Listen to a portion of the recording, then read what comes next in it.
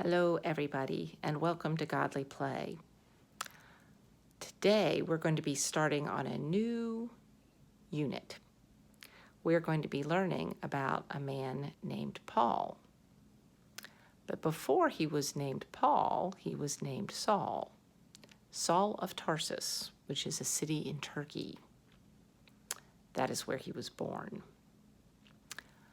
Saul lived a little after the time of Jesus. His family was Jewish. They were actually Roman citizens, and that was passed on to Saul. He was an important person in his religion. He was a Pharisee, actually. And he hated the early Christian church and the disciples of Jesus. He wanted the church to be stamped out and destroyed before it even got started. And he was very, very zealous about this. Zealous means, enthusiastic about it.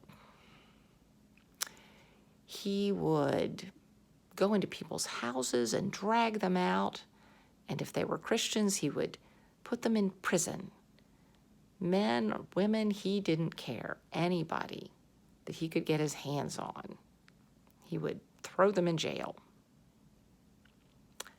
He was so determined in his persecution of the church that he went to the temple and he asked for the authority to be able to search out Christians wherever he could find them and bring them in to be imprisoned. And everyone knew about him, and everyone was very afraid of him and what he could do.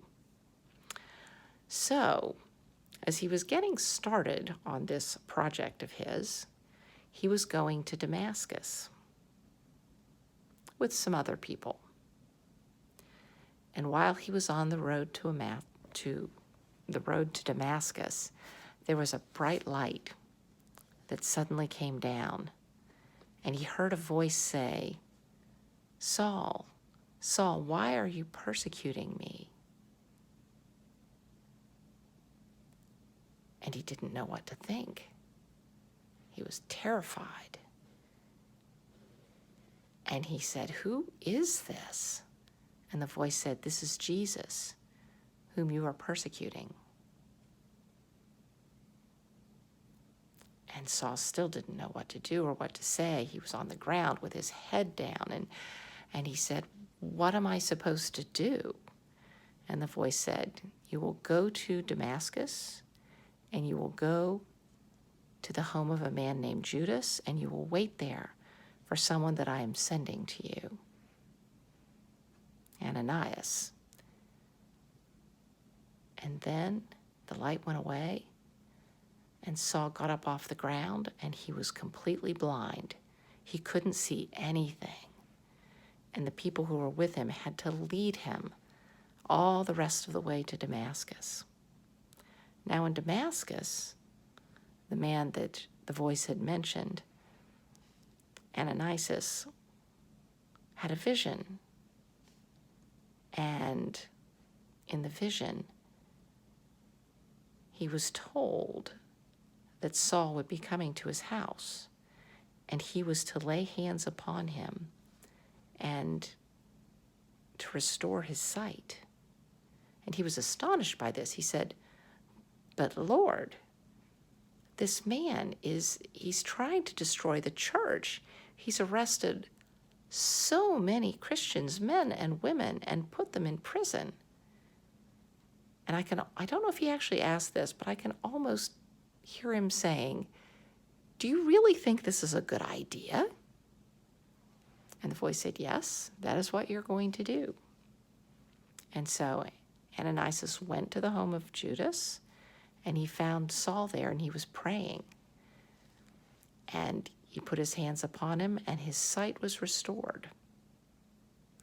And after that, Saul became Paul. And as much as he'd persecuted the church before, he now preached the gospel to everyone that he could find to talk to. He preached in the synagogues, and he said that Jesus was the Son of God. And he traveled all over, and he talked to everyone, not just Jewish people. He talked to Gentiles, anyone he could find, he would tell the good news to.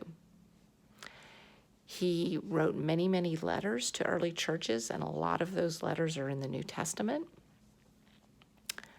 And I think a lot of the way the church turned out is because of Paul's teaching and his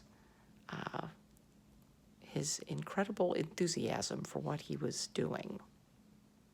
So in the next few weeks, we're going to be learning about Paul and some of the places he went and some of the things that he did and some of the people he traveled with. I think Miss Becky might have a map, which will be very interesting. And I hope you will enjoy these stories as much as we enjoy telling them to you. All right, well, goodbye for now, and I hope to see you one of these days. Bye-bye.